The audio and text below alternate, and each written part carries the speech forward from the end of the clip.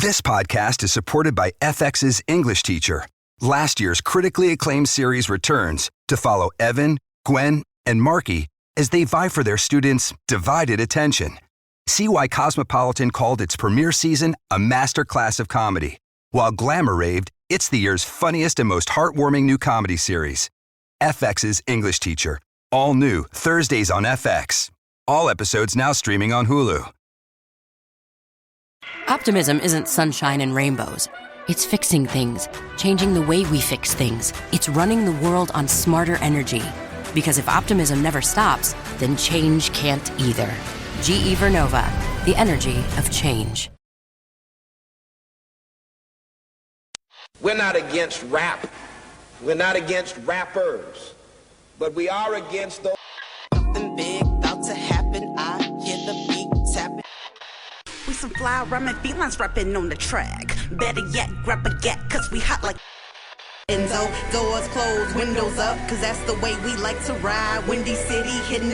Check mic 1 2 1 2. Yo, we live, baby. What's up, Chicago, and welcome back to episode 571 of Speak Your Mind Radio. I'm so blessed to have this episode ready for you guys. Today is a special edition of Mic Check Reviews with my co-host Train, and we'll be discussing the new Cardi B album, Am I the Drama, and an oldie but a goodie by Curren and Jermaine Dupri for Motivational Youth Only Volume 1. So this should be a good episode. But without further ado, bringing up next to the mic, my homie and my friend, Train. How you doing, Train? I'm fine. How you doing this week? I'm doing good. It's been a good weekend. How about you? The same. Yeah, that's good. Okay, so yeah, what's new? Nothing much for real. Just hanging out. Okay. Well, it's been cool and productive over this way. So yeah. All right. So what you been listening to lately? Like, what's on your playlist? Currently I've been listening to a little bit of West Side Boogie, also a band called the 1975. Mm-hmm. Okay. What song from the 1975 band? I believe it's called Me. I think I heard that song before, but I didn't really get the concept of it. Okay. What you been listening to? Well, I know the band 1975. I like the song, a 2016 song called Somebody Else. That was a good song. That's how I discovered them. So, but personally, I've been listening to a little bit of everything. Have you heard that new Jonas Lucas joint called Nevermind? The new Jordan Lucas with Maya in the video, I believe. Yeah, that one. Yeah, I think I saw that song. Yeah, I mean, it was a good song or whatever, and it was 7 minutes long, but it was worth every minute of it. And I do like the fact that, you know, he included 90s R&B singer Maya in the video, because he's always snatching up the 90s queens of R&B. You know, when he used to date Ashanti and Fall in video in 2020 from his Evolution album. That was a good one. Yeah, I even liked it in the video when it was going back and forth as far as letting her do the lyrics. Yeah, I like both, how he wrote for both perspectives. Like, and Maya did a good job, like, you know, mimicking his lyrics and everything. Yeah. Yeah. It was nice. What else have you been listening to? Mariah the Scientist, it's called, what's it called? Burning Blue. That's a good joint. That's off her fourth studio album that came out August 22nd of 2025 called Hearts Sold Separately. And I just like this song because it's about like two people that have chemistry together, but one of them, which would be Mariah the Scientist, her heart is kind of cold from just, protecting her energy and stuff like that. But when she come around this certain person, everything melts away and she forgets her past hurts, which is really good. Like, even if you've been hurt before, to have your heart open again for new love. So that's why I like the song. I think it's dope. It was a nice track. I believe I heard it as well. Yeah. I'm not necessarily the biggest fan of Mariah Synopsis, but I believe that I heard that song. So yeah, it was a decent play. Well, I know that you've been listening to the new Cardi B album, obviously. What you think about it?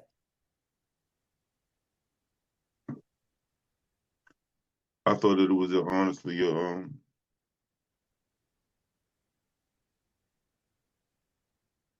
it was an okay album. First of all, I'm sure that I'm not her targeted demographic when it comes to when it comes to her style of music. She's a female. Most of the songs are more so geared towards the same thing as male rap at this moment. Haters, addressing haters, whoever they may be.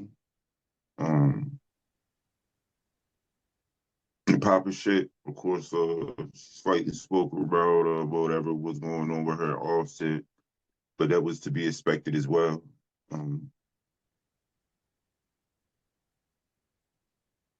I would say that I enjoyed the fact that at least it was a fluid album.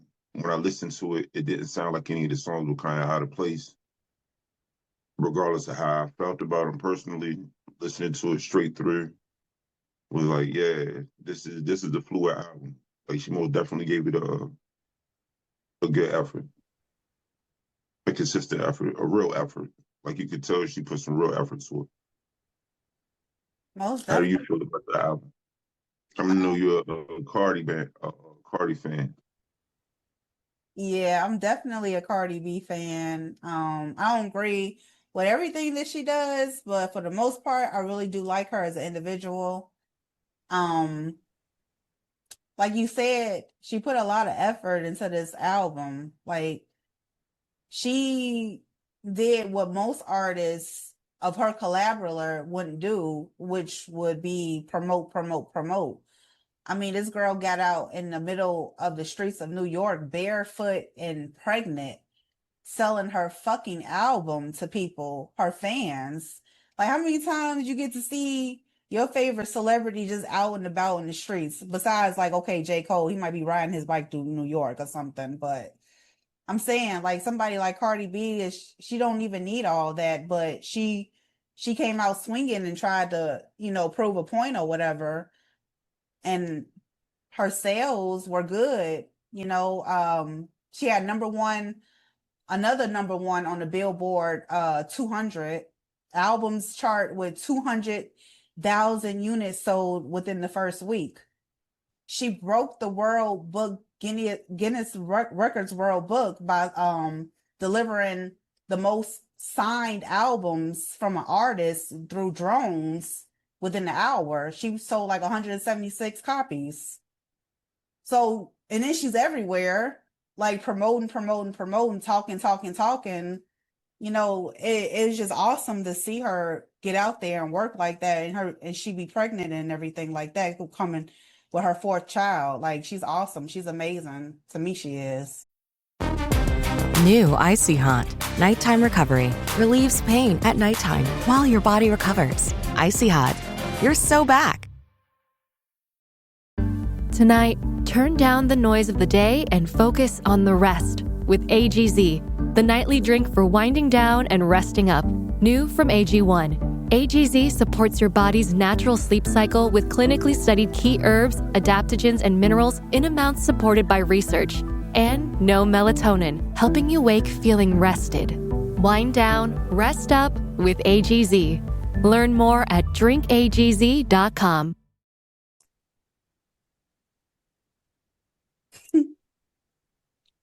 I get that. So, out of that album, what were some of the standout songs to you? Well, I'm just going to say one of my standout tracks from her will be Pretty and Petty. And I like the way I said that because that's how she is. And I like this track because she came after the rapper Bia for throwing shots at her kids. And Bia did a diss track to Cardi B last year, 2024, called Sue Me, where she mentions her Cardi B's infidelity, and like I said, throwing shots at her kids. So Cardi at that time, she didn't say nothing, but she said something on this album, and I thought it was freaking hilarious. Do you know who Bia is? Yes, I do know who he is. She had a song with J. Cole a little while back. I mean, Oh, she had a few decent features, actually. She had one with Busta Rhymes that was all right, too. oh wow, she had one with Busta Rhymes. Yeah. Wow, I gotta hear that joint. But I guess you didn't hear the diss track that she did to Cardi B called Sue Me, huh? Yes, but in all honesty, I don't give her rap beefs credibility unless I was to see her rapping it or right. Like I don't know what it would be. Like she doesn't. I don't. And then even with that, to go with somebody like Bia, her and Nicki Minaj is what I'm looking to see. Nicki right now is going through something mentally and spiritually in her life, but the place that she in, she wants all the smoke, all of it. Mm-hmm. So if she has the energy for Bia, she has the energy for Lotto, she got the energy for them. When Definitely. this crazy lady, I just want to see what happens there. But I don't, I don't, I don't necessarily give that any credit. I give the Ice Spice and Lotto beef more credibility than a Cardi B diss track. Oh wow. I mean, I guess you could say that because reason being is like even Cardi said in the song Pretty and Petty, like name 5 Bia tracks, gun to your head, bow, I'm dead. Like in other words, like everybody didn't know about the beef that they had. I didn't even know about no beef Bia had with Cardi until Pretty and Petty came out. So what you said about Lotto and Ice Spice being more relevant in their beef than these two, yeah, I get that. And you're known for a writer. You're known for a writer. You're known to have a writer. Like this is your thing, not like sometimes. And once again, there's nothing wrong with being a wonderful entertainer or any of these things. I'm not saying you're a terrible person, but we understand that when it comes to rap beef, when you're actually saying something to somebody, I need to know that you're saying it to them. You feel what I'm saying? It's like you and your homeboy in the neighborhood and y'all got beef, you know what I mean? And he's telling me everything to say to you, you know what I mean? Yeah, this sound real tough. Telling me smell like shit. Hey man, you smell like shit. It just if everybody sees it, we're kind of looking at you like it don't hit the same way. I mean, yeah, I mean, I guess it's kind of like a one-sided situation because I mean, she could have let the beef go or whatever. It just wasn't that entertaining because she wiped the floor with her in this song. Like Bia who? And I no disrespect to Bia. I'm just saying like that's what Cardi did in this song. So Yeah, I would have to only listen to it. I would have to see the writing credits. I would have to see the write. If there's more than one writer on that song, then it don't really that's why I said like with her with the diss tracks and stuff like that, it don't really hit the same. It don't hit the same. yeah. I mean I get it, but she still had to address it because You're a woman. You're a woman. That's what I'm saying.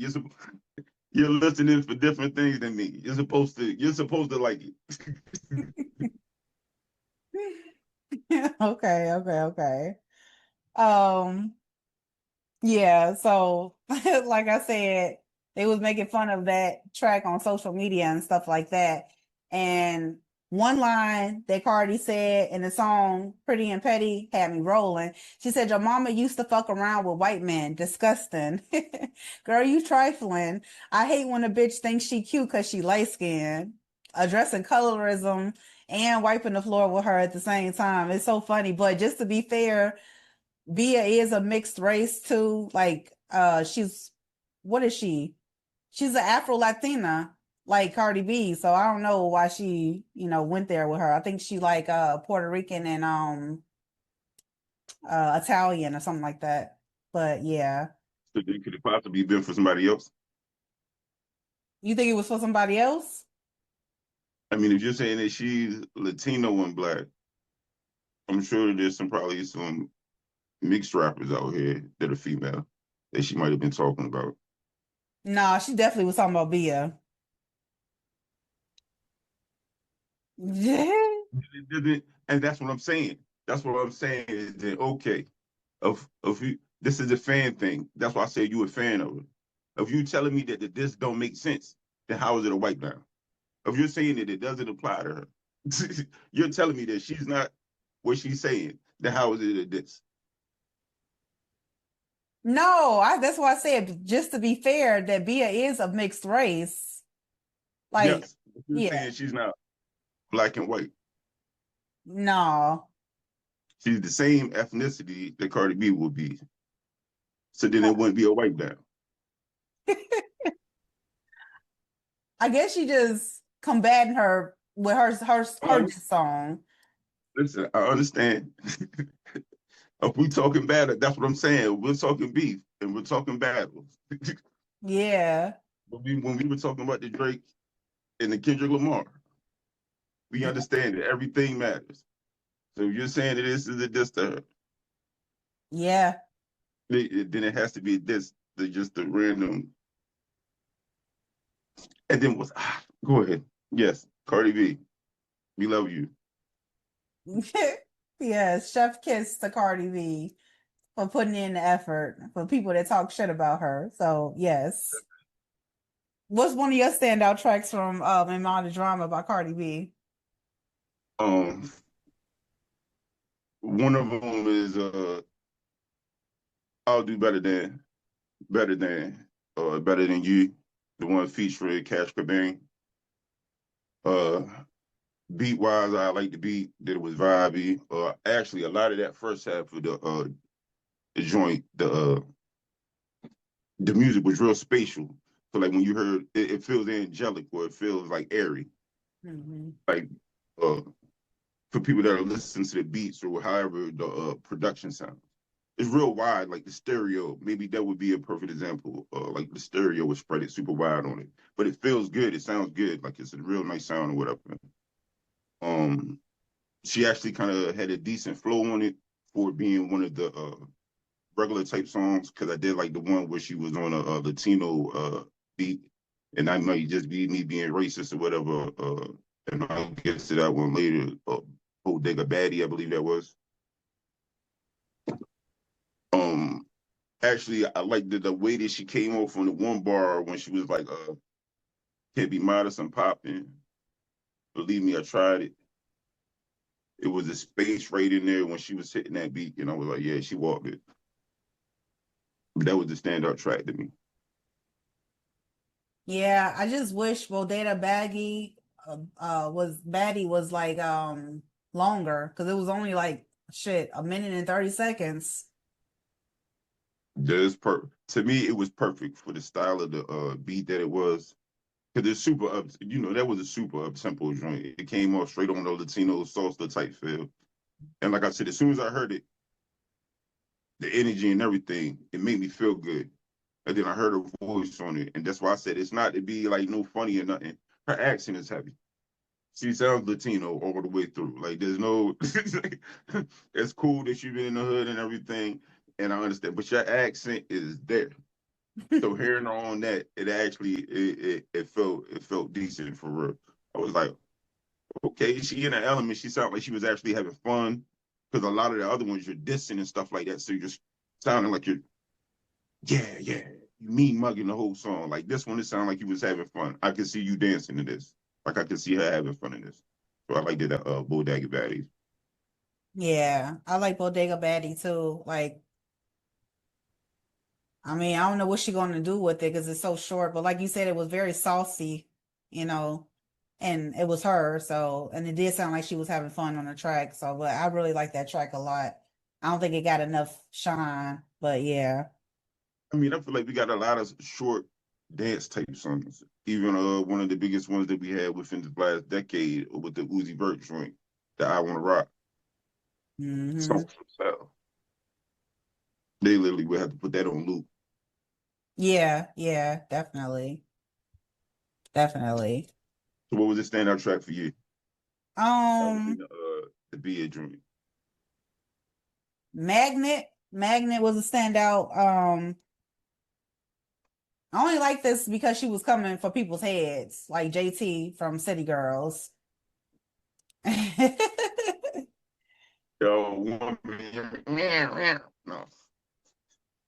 I mean, yeah, they was catty with it, and they still catting it out, but I mean, Yeah, crazy. yeah. I feel it though. Listen, I feel it though. I feel it. Mm-hmm. What else did you like about the song? Other than that, did you have any standout bars on the one about JT? The Magnet song? Let me see. Not really. I mean, reason why I said that is because basically she was calling her fake, like a fake friend and stuff.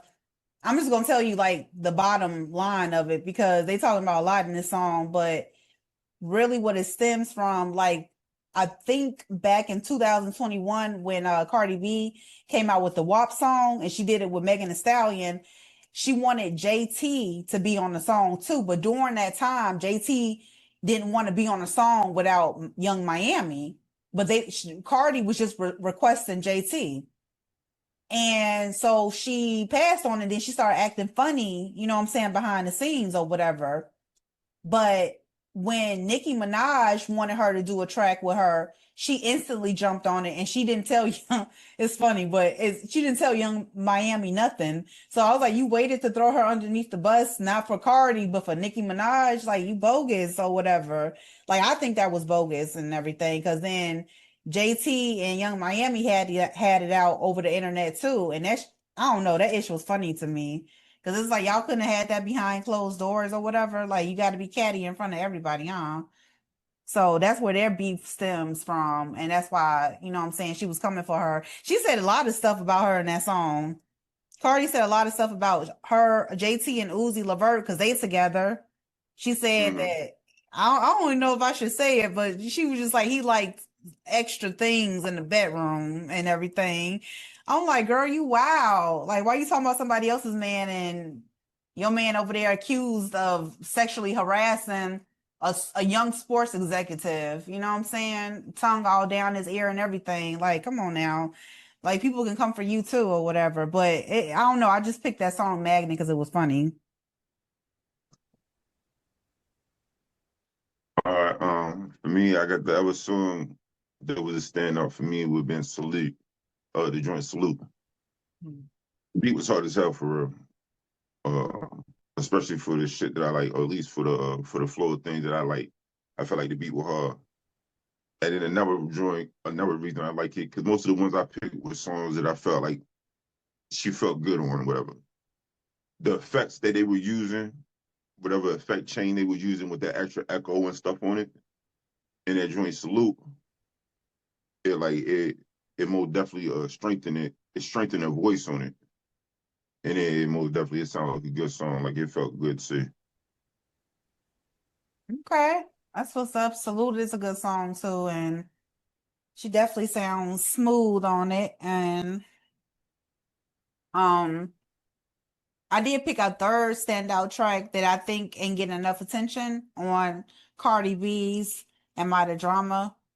And it's called Principle, featuring the one and only, the legendary Janet Jackson.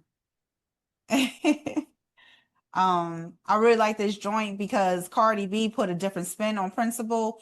meaning she's the most important thing within the relationship. You know what I'm saying? And Pleasure Principle by Janet Jackson holds a different meaning, obviously. But Janet was gracious enough to put her vocals on the track, and I thought that was cool. So that's why I picked this as a bonus track. Principle by Cardi B. Yeah, that's decent too. Most definitely always good to hear somebody from the royal family come out and bust a track, like Janet Jackson. But yeah, there was a vibe for real. Most of the, like I said, most of the album to me, it was a decent vibe. But none of them really hit me like I said, the Bodega, Salute, just the ones where she felt just to me it felt more sure. She felt more sure on those songs. Yeah, most definitely.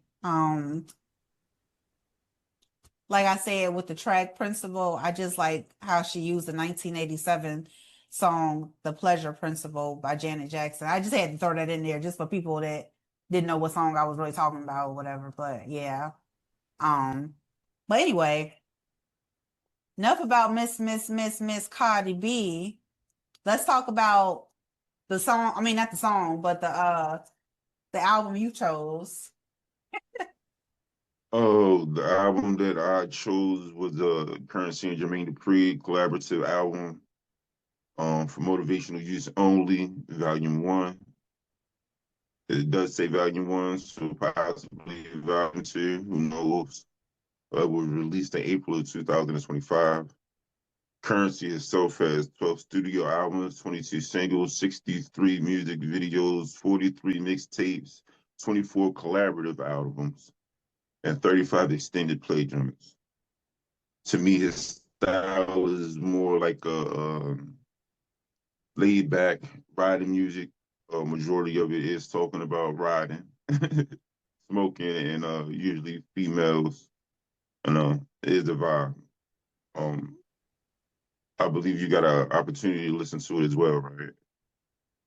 Yeah, I did. I just wanted to say, first of all, like, thank you for putting me on to this album because it was tight, in all honesty. And shout out to Currency for getting the key to the city of New Orleans. Um, when this happened, it was in September 2025. That's this year. I'm reading off my phone. He got the key to the city to New Orleans for his significant contributions to his hometown through hip hop and philanthropy efforts, particularly Jet Life, athletes, and community work. The symbolic key presented by New Orleans Mayor Latoya Cantrell represents the recipient's honorary status and acceptance as trusted friend of the city. So congratulations to you, Currency. Yay. Okay. Congratulations. Yeah, that was recent. See. Yeah, that was recent. Yeah, I thought I saw that on your stories, but anyway, Yeah, that was. Um, what did you get an opportunity to listen to the album? yeah, I did. And I would just say like one of my standout tracks from for motivational use only, volume 1 would would be the track Off the Lot. That's the first song I listened to.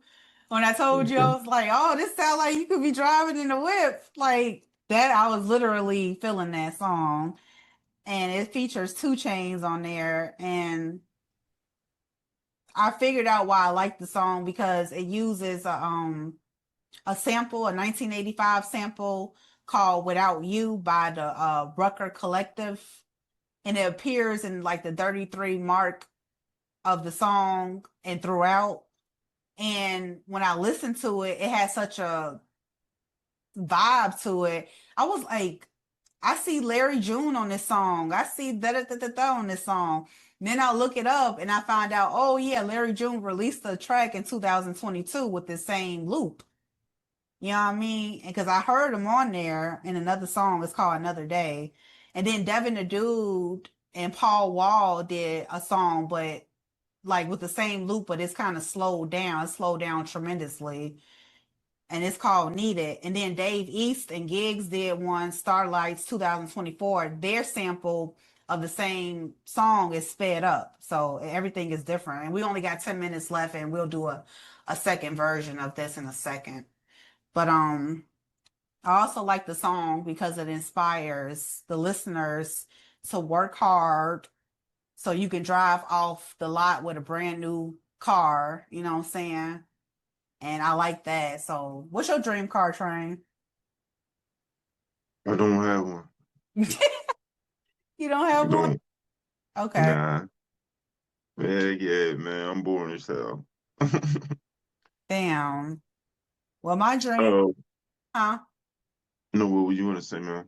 My dream car is an all-white 2026 Mercedes-Benz with a peanut butter and jelly inside interior with some dipped chrome, rims and some tinted ass windows. That's my dream car. Did you want to restart now? Restart? I know you said it was 10 minutes left. Yeah, I might as well because I don't want it to just cut us off abruptly. That's bogus. But you guys, thank you for listening up until this point. We're gonna have part 2 in just a few moments. So yeah, I'll see you again in a minute, Train. No problem, man. All right.